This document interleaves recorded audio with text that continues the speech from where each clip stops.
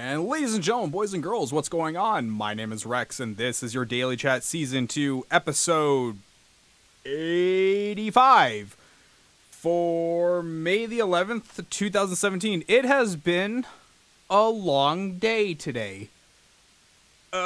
Tired does not begin to describe it. Like, wow, it's been a long day. Had to get up at 8 and been going ever since, and every part of me just wants to kind of collapse right now. But that's neither here nor there. How's everybody doing today? What's going on? What have you guys been up to? The weekend is almost here. Oh, the glorious scores. I never thought in my life I would say this, and this is having done 10 years of schooling, but I am looking really forward to this weekend of not doing anything except reading a book. Yeah, that's right. I'm going to sit down and read a book because to me that is more relaxing right now than what I'm currently doing. So yeah, we're going to sit here and finish The Price of Inequality, how today's divided society endangers our future. It keeps you on the edge of your seat. You just don't know. Are the poor people going to get out?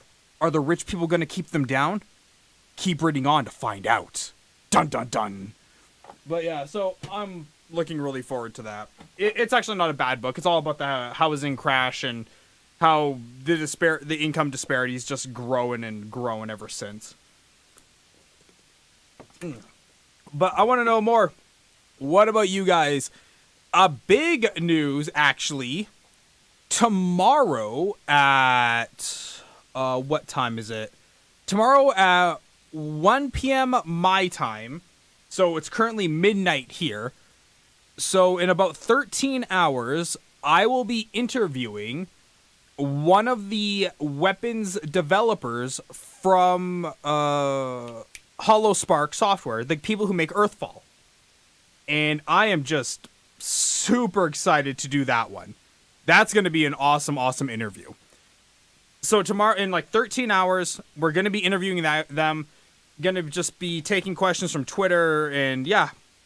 It's going to be a good, solid show, and I'm really, really excited for it. Now, not a whole lot of news going on today. Today might be a very short show in terms of like news topics. But there were two that came out from big YouTuber Philip DeFranco today. He covered them. He's not in them, but he covered them. And the first story today is the Russian blogger has been sentenced.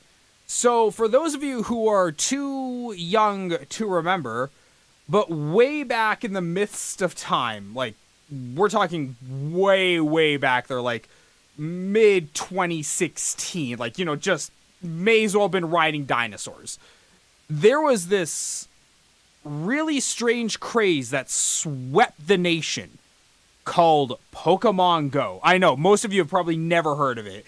It was a big thing for like a week, then it just died out. But this game, Pokemon Go, it had everybody going, man. Everybody was playing it. Everybody was tuning in. It was the thing that you wanted to be streaming for that 2 days that it was hot. And a Russian blogger was doing that. And he ended up strolling his happy little self right into a church. Wow, that expletive is really delayed. And he strolled right into a church, and the fallout from that was pretty bad. He filmed himself playing the popular game in a local Orthodox church in August of 2016. I told you, just ancient times. And he was arrested shortly afterwards. On Thursday, Sokolokavicki Sky, we're just going to call him Sky, was also found guilty of illegal trafficking of special technical equipment after a pen with a built-in video camera had been discovered in the search of his home. And during the trial, the prosecution asked Solo to be jailed for 3.5 years for playing a video game in a church. After the verdict was announced, the blogger said he was relieved until the very last one, I didn't know what the sentencing would be, and that's why I was very nervous and feared that I might get a real prison term.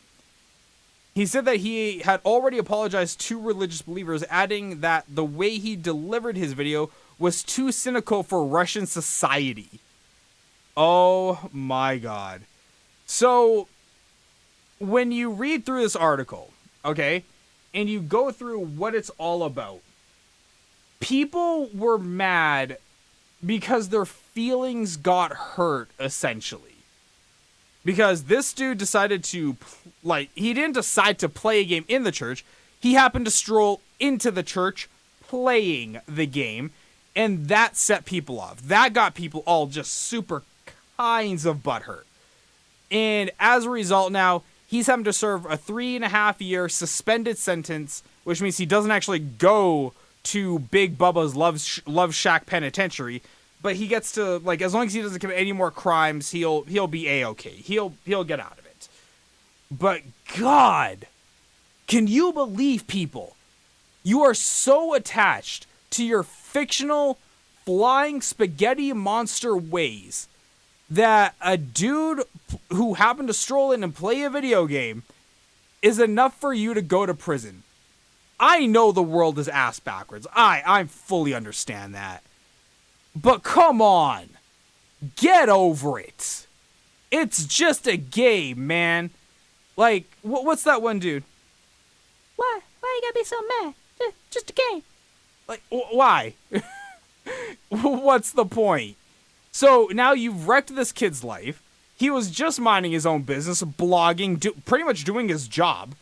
Essentially, look, I don't know how big this Savolki guy is on YouTube. I don't know, but I assume if he's blogging, he's either a Twitch streamer or a blogger. And I'm gonna suppose then he's probably doing his job.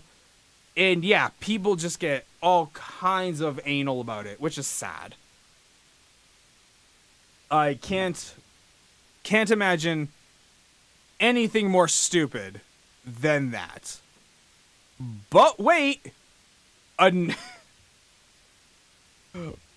contender has entered the arena. This one also brought to light to me by Philip DeFranco. Oh my God. This is a special kind, I'm going to use Philly D's words here, of garbage person. His name is, where is his name here? It starts with, it's Alexander. Hey, Firestorm, how you doing, man? This dude's name is, what is it? 34-year-old man, police said Alexander Jens Downing decided to harass a Muslim family who were at a family reunion, just taking time to go to the beach. Just, them doing them, not harming anyone, minding their own business.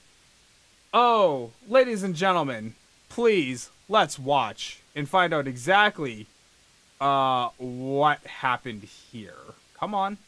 You can do it. I believe in you. There you go. Let's take a listen. You can try to act like you're innocent. You can try to guess what? You will never, ever, ever stop me, my Christianity, from rising above your Sharia law. Your Sharia law don't mean shit to me. Guess what? Guess what? My shit is so you mother wicked. Guess what? ISIS don't mean shit to me. No. ISIS don't mean shit to me. Don't run me. Don't trouble stop you. Don't trouble stop you. Don't trouble stop you, motherfucker. I'm not gonna touch your head. Yeah, this is Donald Trump. Donald Trump. Hang on.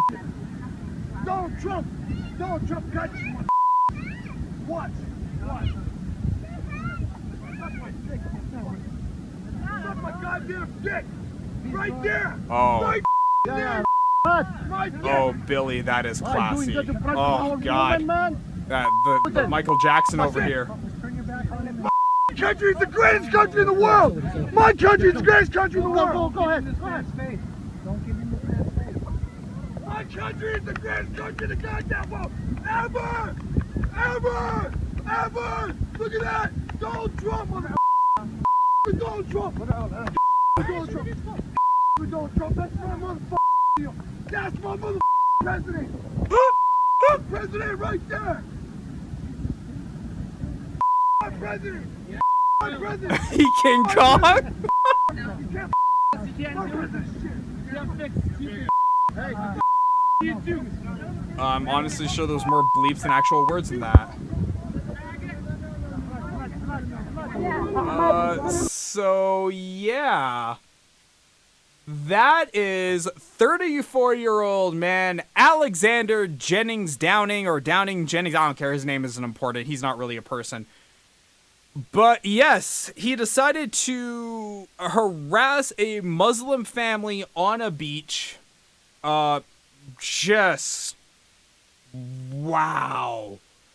That is just a special kind of crazy, isn't it? And I know people are going to be, just be super, like, let's just pounce on big old Donald for this one, but no. Donald had nothing to do with this. Like, if you jump on Donald for that, you missed the point of the problem. This was very much just that rampant xenophobia and racism that just runs through America. That, you know, that racism that no one wants to, like, really, it's like the elephant in the room nobody really wants to address or nobody wants to give attention to. That's what this was. And I think we got a good glimpse today of that. Now, the man was inebriated, obviously, like, clearly, and just, dude, grabbing your crotch, like, just, like, I'm pretty sure, according to FCC standards, from what I learned from Family Guy, more than 2 shakes counts as masturbation. So, that guy really should have been busted for, like, indecent exposure or, like, fondling himself in public. Do you play games? Yeah, I do. Oh, God. Yeah, Alexander Jennings Downing, or whatever his name is, was then placed under arrest for public intoxication, and the incident reported was read. Yeah, man. I really don't know what to say to that. It was just, Jesus. I saw it, and I was just kind of in awe over what happened. And what I'm happy to say is that I don't see stories like this often popping up, which is a little bit comforting, like a tiny bit. Because if I saw more stories like this, dude, I think America would actually have a bigger problem on its hands. Let's get into... This is something that was brought up by... I honestly don't remember what viewer. I want to say PowerVids. I want to say either PowerVids or iRuinJokes. But they were saying that the Samsung Note 7 refresh was getting, like, more momentum. As we know that Samsung's Note 7 late last year came out, was a huge PR disaster. Excuse me. Pretty much counted as it was pretty much, by the end of it, was considered a bomb by the TSA, had exploding batteries, overheating issues, just, it was a complete disaster for the company. And they recalled all the Note 7s, or disabled whatever ones were left out in the wild. And we heard rumblings, we heard rumors that Samsung was going to re-release the Note 7, refurbished, of course, with a smaller milliamp battery by about 300 milliamp hours reduced, so 35 down to 3200, which would take over the heat management issue. And we heard that coming out. We've touched on it here and there, and I heard, like I said, from a viewer that there's more news coming out, that it was gaining more traction. And from this article today from Android Authority, Samsung has already confirmed that the refurbished Galaxy Note 7, also known as the Galaxy Note 7R, will go on sale in South Korea, but we have yet to learn the precise price. Thanks to the report from the investor yesterday, however, we might be one step closer to finding out. The investor states that the widely rumored 7R will be 50% cheaper than the original. Previous speculation suggested that it would cost 700,000 Korean wingdings, approximately $620, compared to the original $870. In the US, device launched unlocked for $849, which would theoretically bring the 7R around $424 were it to go on sale there. But Samsung has not yet confirmed if they are going to re-release the 7R in America. But that's good to know. And you know what? I'm kind of interested to really watch where this goes, because this would be an amazing recovery from what was a total, like, atomic bomb of bad PR. This would be a super cool recovery, because the Samsung Galaxy Note 7 was not a bad phone. It had features, like, it had so many good features that people were willing to risk it blowing up to not trade it in. Like, they liked the phone so much they didn't want to trade it and took the risk of dying by having it. So, if they can really pull this off, they'll actually recoup some of the cost. And they won't actually take a hit. Which, if you're a Samsung execs, man, you're looking at that like, hey, not bad, right? Like, we did pretty good. So, yeah, the 7R, man, with its 4K cameras and big screen and curved glass and all that other good stuff, we got something to watch out here, man. Yeah, we'll get into the... is this the last article of today? That can't be right. Oh, I guess it is, yeah. Well, there was two news stories. One is posted on the Twitch subreddit over here. It's gonna be a beautiful month in the neighborhood. First there was Bob, then Julia, and now we'd like you to meet Fred, but you can call him Mr. Rogers.